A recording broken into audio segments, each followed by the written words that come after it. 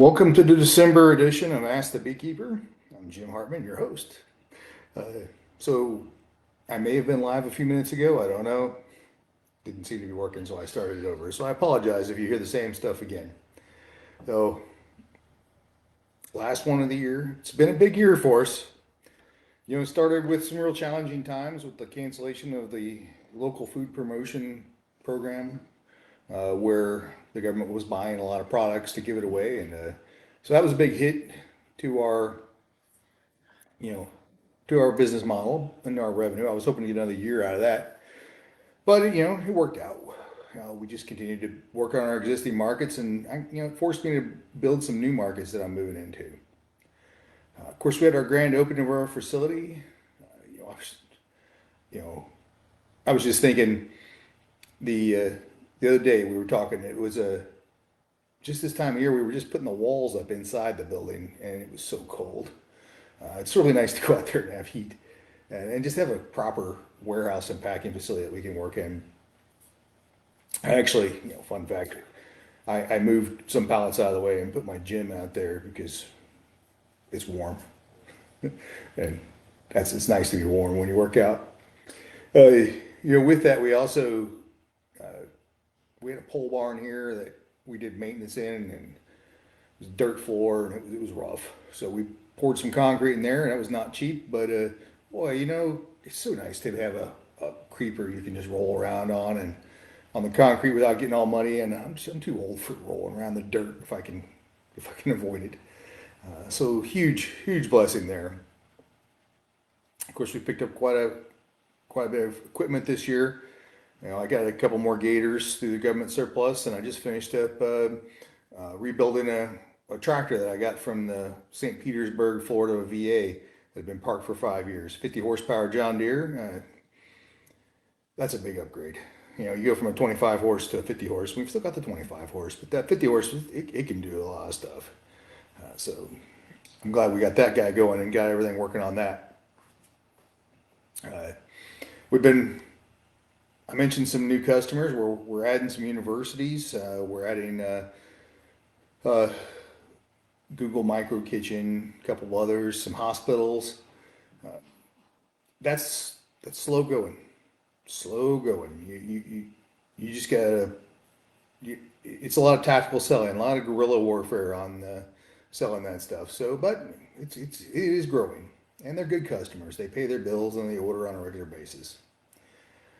Uh, I've served on the North Carolina Workforce Development Commission this year with a focus on apprentices. That's a governor appointed board. I'm the only agricultural producer on that guy, and we that's been a real privilege. But it's given me an opportunity to really do something important.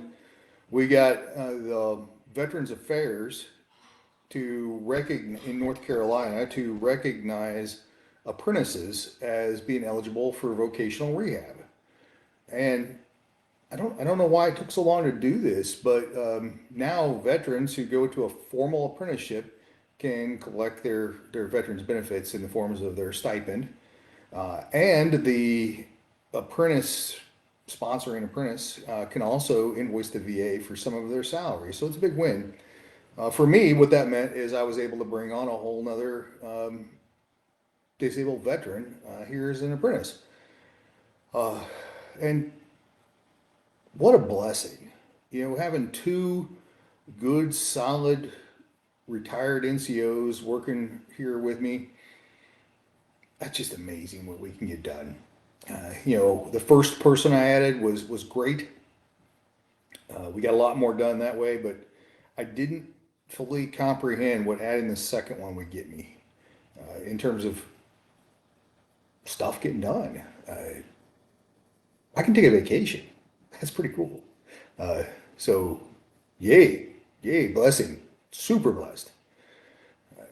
So, big deal there. VRNE, Veterans Rehabilitation, Voc Rehab, being approved for apprenticeships. That's, serving on that commission allowed me to do that. So that's been huge.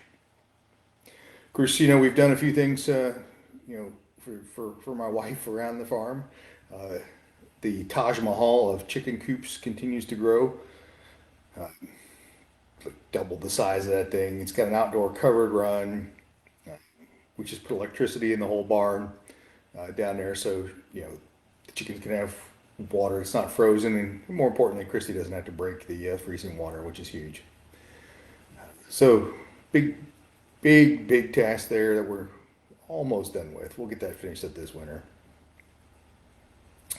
I uh, I got some pigs. We got some coonies, just four of them. Wasn't really excited about the pigs, but so far they've been okay. And in about another 6 months, we'll take them to two of them to the slaughterhouse, and then I'll have some excellent bacon and sausage. I'm excited about that. So big change there. We added some new things to our product line. We added the candles, we added wax melts, we added lip balm, and Abby, my daughter, she's the chief candle maker, and she's in charge of all of that. And I think it's a real blessing to have the next generation be part of the farm and get to see her grow her portion of the business. That's that's been big, and we were able to do that with a grant from the Farmer Veteran Coalition. Um, they were happy. They helped us grow that next generation. They've got a real commitment to helping veterans do that. So big deal there. Blessed by the grant, blessed by being able to bring my daughter into the business more. So that's been good. We we did our first two large Christmas festivals this year. I've avoided these things like the plague, to be honest, because I just don't have it in me to go set up and then spend 4 or 5 days at these big festivals, indoor festivals. In our case, it was the Holiday Fair, and we did one in Greenville, South Carolina. Um, the only way we could do this, though, is my wife Christy. She did it. She took charge, and she ran it and did everything because I just couldn't do it. And Holiday Fair went well. Greenville one not so good. We won't be going back there next year. Greenville, South Carolina. We won't be going back there next year, but we learned a lot, and so we're going to add a couple more of those next year. The good thing about those festivals is they're indoors, so I don't got to worry about rain, which can be a real problem at some of the other ones I do. So that's been really good for us. Uh,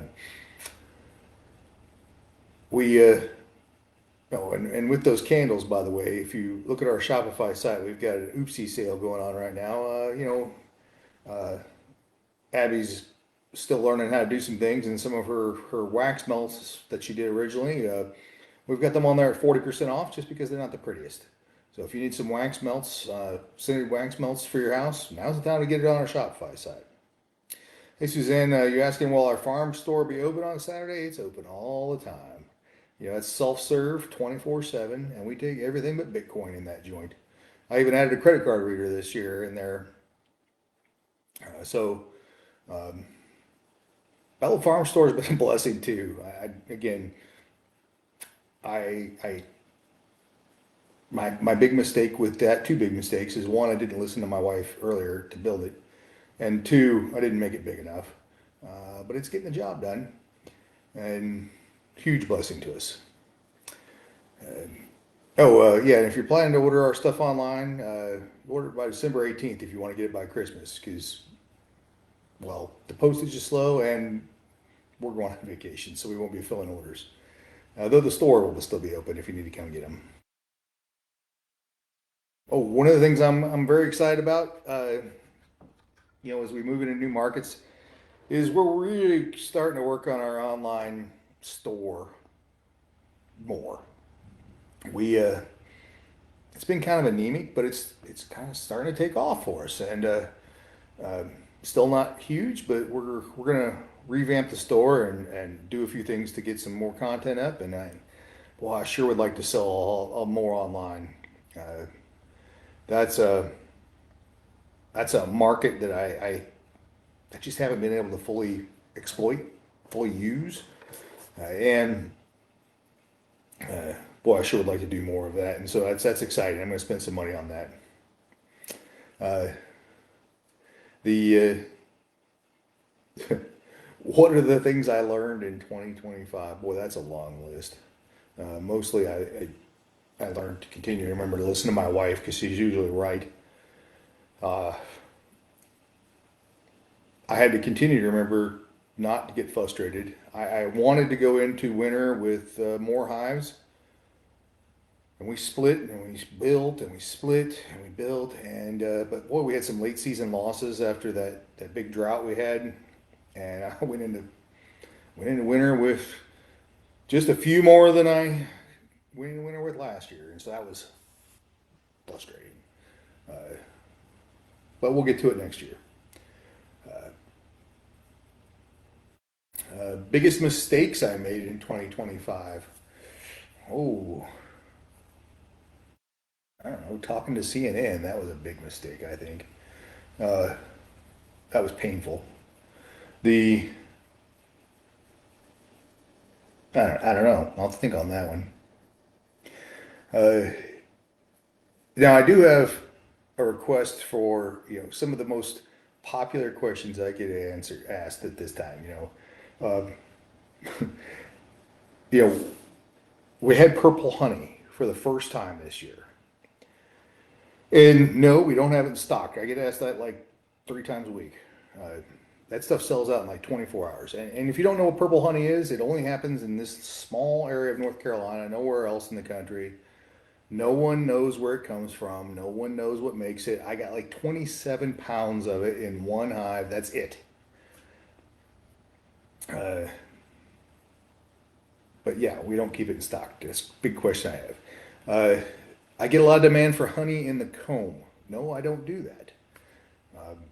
The reason is here in this part of the country, if I do that, if I take the comb from them, and by the way, you have to have like a special frame to do it so you can get the comb out easily and make it pretty. If I do that, they spend all their energy making comb and not as much energy making, not as much time making honey, and I end up I would lose money on it. To make that profitable, you got to go further south where it's a longer season. So I can't do honey in the comb here. It's just the way it is. Uh, I get this one a lot. Yes, raw honey does eventually crystallize, and sometimes that honey crystallizes faster than I would really like it to. Um, Depends on what the bees brought the nectar in from. Cotton honey, for instance, crystallizes really fast, and we had a lot of cotton around us this year, and so I've had some of my clover has been crystallizing pretty fast. That's okay. That honey is actually really, really sweet. It makes really good honey. It just crystallizes fast. And I did a video the other day on how to decrystallize your honey. Keep a pot of water to just about boiling or boiling, turn it off, and then set the glass jar in there. Okay, let's talk about some basic thermodynamics. When you take a room temperature jar of crystallized honey and you just set it into a pot of hot water, the honey doesn't boil, right? It's not like instant. The honey just starts absorbing the calories from of energy from that water and warming itself up. It never gets above 100 and some change, which is fine. Uh, the hives are like at that during the summer. It's fine. Uh, the honey doesn't get too hot from that process, so it's just thermodynamics. Mass. You add mass to hot water that's at room temperature. The calories required to bring that up 30 degrees. It's okay. It's okay. It's not going to hurt the honey. Uh, One of the other big ones. Hey, where do I get all this government equipment? The Veterans Small Business Enhancement Act. Just Google it. It's a pain in the butt to sign up for, but it's a big deal. If you're a veteran-owned small business, you should go do it. I get a lot of equipment from it. It's really been the thing that's helped me build my business. Uh, yes, we feed our bees during the dearth in the summer, and we feed them in the fall before winter. By the way, I'll probably feed them again in February, too.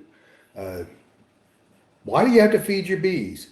Well, because I'm a honey farmer, I take their honey. It's just the way it is. When you take their honey, you gotta feed them so they can put that back so they have food during the summer. Same way in the winter.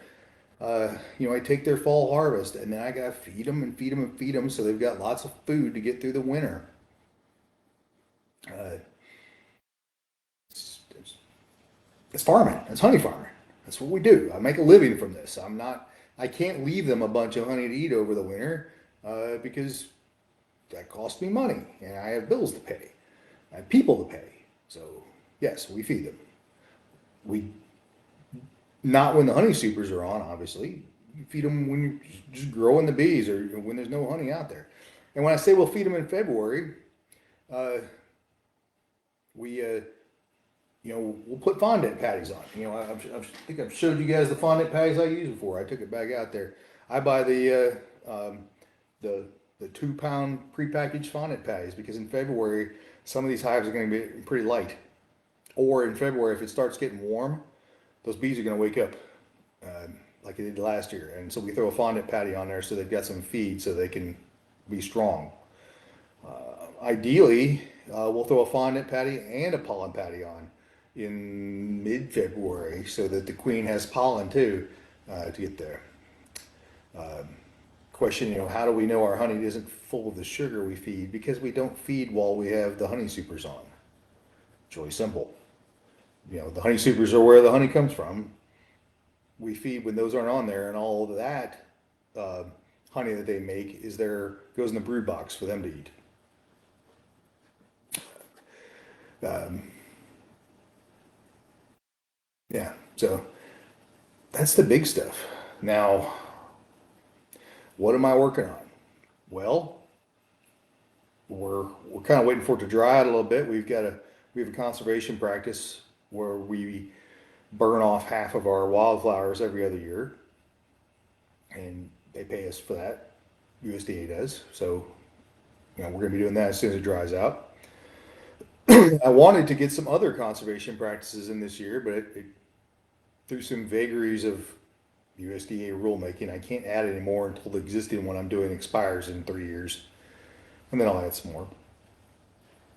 Um, we'll see. And who knows? Who knows what programs will be available then? So we'll see in 3 years. We're finishing up a lot of chores, and you know, bringing in fill dirt, getting ready. I got one more barn I want to build this summer. But that starts now. You got to bring in the fill dirt and let it settle because I don't have machinery to like tamp that down. So we bring it in, let it spend 4 or 5 months settling in the rain, and it's fine. Uh, we're getting all the other random stuff done. This morning yesterday I found a place that granite countertop place out in the country north of us that was giving away their seconds of countertops. So I went and got a couple of nice quartz countertops, brought them home. I'm not quite sure what I'm going to do with them yet, but that's going to be a project this winter. I don't know. Maybe I'll put it on top of a workbench because, I mean, who doesn't need a nice black quartz countertop on their workbench? Uh, I've got one solar array that's on top of the jelly kitchen that we're going to upgrade. It was the first one I did, and I don't like the way the solar panels are mounted on that, so we're going to kind of reframe some of that and remount some panels up there. To try and increase the capacity that those are putting out. So I think that's going to be important. We just got to wait until it warms up a little bit so our poor little hands aren't frozen.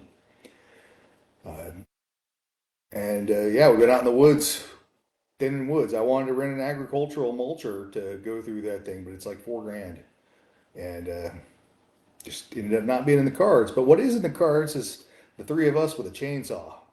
So we've been going through just thinning out all the scrub and cleaning stuff up. Uh, and yeah, but man, what a great year! And I'm looking forward to 2026. We've we built all these buildings. We've gotten all this equipment in. We've fixed it all. With these two extra folks, I'm ahead of schedule on a lot of stuff. And what a blessing that is, you know, for a business owner or a farmer to be ahead of schedule. So 2026, we're just going to focus on, you know, building, making more bees. Um, I might try to sell some bees in 2027. Uh, I said 2027 on purpose. I can't do it in 2026 because I didn't have enough going into winter. But in 2027, I might start adding selling bees in the spring to my lineup. And yeah, we're gonna be able to focus on those bees this fall and along instead of having everything else that has to get done. And I guess I'll have to look around for other chores. I'm sure Christy can come up with some stuff that needs done. But it's been a real pleasure having these with you, I'm glad to have you all. You know, glad to have you all with us. Glad to answer your questions. I'll give you a chance. You know, if you've got any more, please put them over in the chat. You know, I enjoy these. So I'll give you any alibis.